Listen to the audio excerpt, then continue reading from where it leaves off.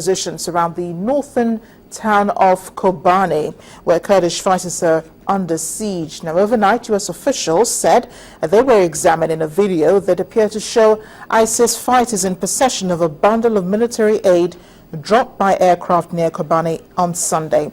A Pentagon spokesperson said the vast majority of the bundles had ended up in Kurds' hands, but he was unaware if they had not. The battle continues for the Syrian border town of Kobane. Iraqi Kurds are preparing to send backup forces from the Peshmerga militia to the Syrian town to join the fight against Islamic State militants. Kurdish militias in Kobane have been fighting off an Islamic State offensive since September without outside help apart from periodic US-led airstrikes on the insurgents. Meanwhile, Syrian Kurds welcomed the first U.S. airdrop of weapons after neighboring Turkey shifted its policy to allow Iraqi Kurdish fighters to cross Turkey's border into Syria. On Sunday, the United States airdropped weapons, ammunition and medical supplies to the Kurdish fighters defending Kobane despite Turkey's opposition. But some videos show some of those supplies were in the hands of Islamic fighters. Turkey views the Syrian Kurdish group as an extension of the Turkish Kurd group known as the PKK. The group has waged a 30-year campaign against Turkey and is designated as a terror group by the US and NATO. But Turkey has agreed to allow Kurdish fighters from Iraq, known as Peshmerga, to cross its border into Syria. This has appeased the international community and the Kurds, who had been angry at Ankara for its non-cooperation. Let's get more now on what's going on in Kobane, as well as Turkish position on this. The VOA's Scott Bob joins me now from Sanliurfa, Turkey. Scott, thank you for joining us on The World Today. I don't know, what is it that you can tell us about Turkey's position in all of this? The fact that they're sending Kurds to help fight ISIS in Syria, and what's going on with the weapons that are in the hands of the ISIS fighters in Kobane? Well, I guess let's take weapons first. That was one bundle of 28 that allegedly fell into the hands of the ISIS group. It has not been confirmed, but according to sources that I spoke with in Kobane the other day, most of them, they said they had received medicine, and leaders had said they had received weapons. So most of the shipment did reach its intended recipients. On the Turkish position, it's very complicated, and as your reporter said earlier, it's complicated by the 30 years of conflict between the Turkish government, various governments, and the PKK guerrillas fighting for autonomy for the Kurds in Turkey.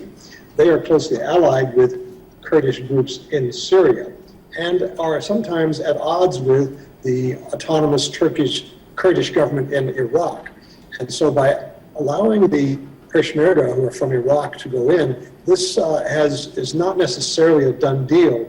And I spoke with a local official from Kobane just yesterday who had crossed over the border into Turkey for a while, and he said there are negotiations about this, allowing this group. And privately, Kurdish groups say they're concerned that the Peshmerga, which is a formidable fighting force in the region, come as a unit. Would they be answering to the Syrian rebels, or would they be answering to their own leaders in Iraq? There's great concern about this. So they say it's not a done, and there first must be an agreement, and talks are underway in northern Iraq to allow this. So if I'm hearing you right, Scott, allowing Kurdish fighters from Turkey into Syria would complicate the situation more? Well, officially, the Turkish government has not allowed Kurdish fighters from Turkey to go to Syria. These are Kurdish fighters from northern Iraq that it is saying it will allow. And these are actually have difficult relations with the Kurdish rebels in Syria. So what the Turkish government has done is made a move that looks good to the international community, but to those on the ground, it's not so easily fulfilled because of the traditional rivalries between the Syrian Kurds and the North Iraqi Kurds.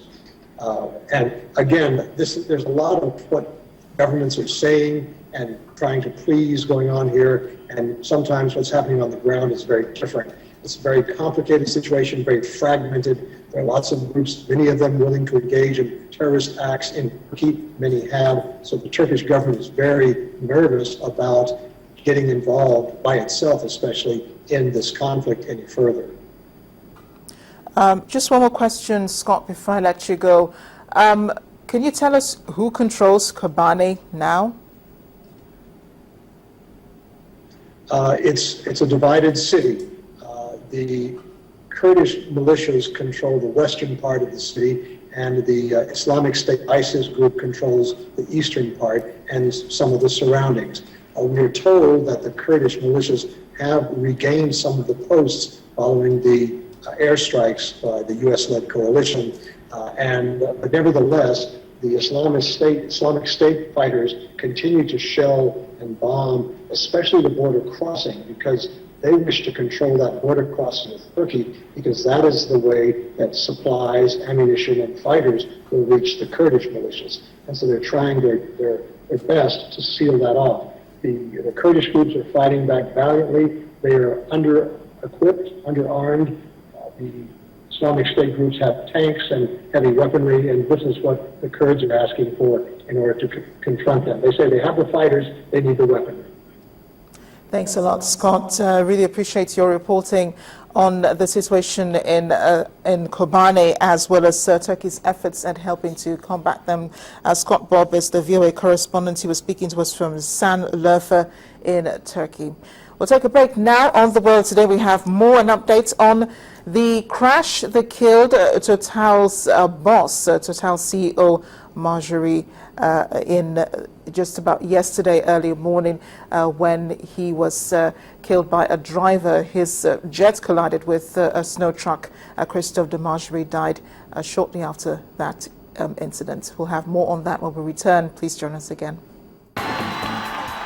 Welcome back to The World Today. France is still coming to terms with the death of Total boss Christophe de Margerie, the snowplow driver who collided with the private plane carrying the boss. Said that he lost his bearings just right before the accident. Vladimir Matinenov told the media that he was unaware that he had entered the runway. The 63-year-old Margerie was killed in the crash along with 3 of his crew members. Russian investigators have said that the driver of the truck had been drunk at the time of the incident, although his family has denied this. Airport authorities are also investigating the matter. They've launched a criminal investigation and will be revealing their findings in the next few days. Well, it was on Friday that the Nigerian government announced that it had reached a ceasefire with Boko Haram after a series of meetings, a last one being held on Friday in Saudi Arabia. The Chief of Defense Staff, Air Chief Marshal Alex Bade, did send a statement saying that as of Friday, a ceasefire had been called between the federal government and Boko Haram. Well, reactions have trailed that announcement. U.S. President Barack Obama has asked the Nigerian government and Boko Haram sect to implement the ceasefire deal announced over the weekend. President Obama, who said this through a statement, which was read by the deputy spokesperson of the State Department, Ms. Mary Harf, at a press briefing in Washington, D.C., said that his administration would welcome an end to hostilities in Nigeria. That statement goes on to say, "We confirm reports that a ceasefire has been announced and it appears to have been put in place. We would welcome the ceasefire and call on all parties both to implement and maintain such a ceasefire and hope that such a ceasefire will herald the return of peace to the northeast.